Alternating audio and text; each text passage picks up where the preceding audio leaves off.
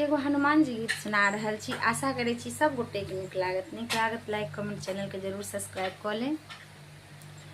कानी कानी कहथिन सीता सुनु हनुमान यौ। कानी कानी कहथिन सीता सुनु हनुमान यौ।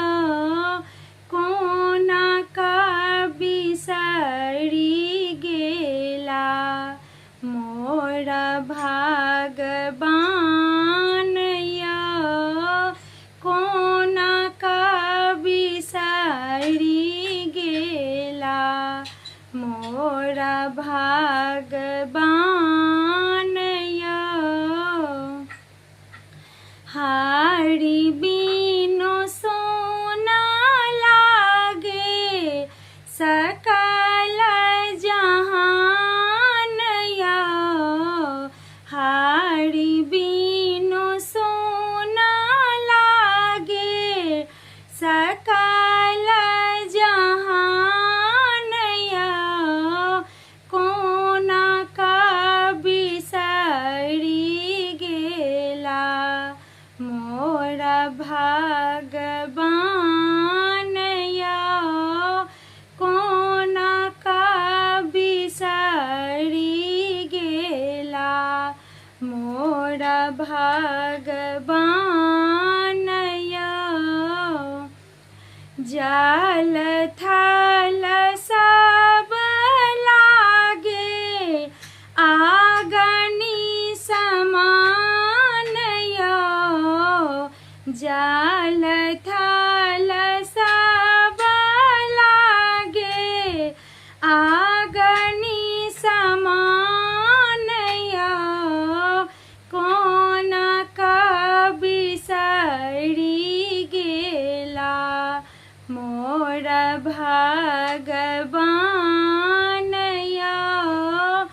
कोना बिसरि गेला मोर भगवान यौ।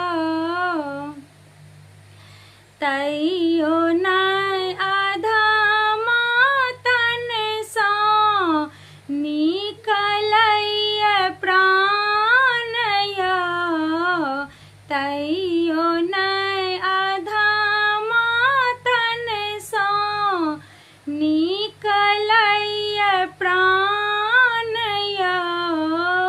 कोना बिसरि गेला मोर भगवान यौ।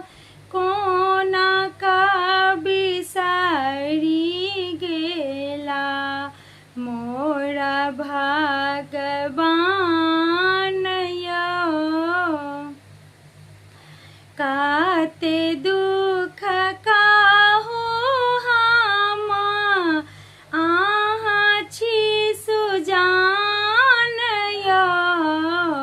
कते दुख कहू हम अहाँ छी सुजान यौ। कोना बिसरि गेला मोर भगवान यौ। कोना बिसरि गेला मोर भगवान यौ।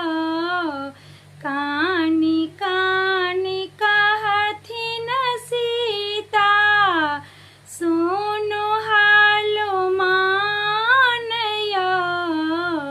कानी कानी कहथिन सीता सुनु हनुमान यौ। कोना बिसरि गेला मोर भगवान यौ। कोना बिसरि गेला मोर भगवान। अगर बाँ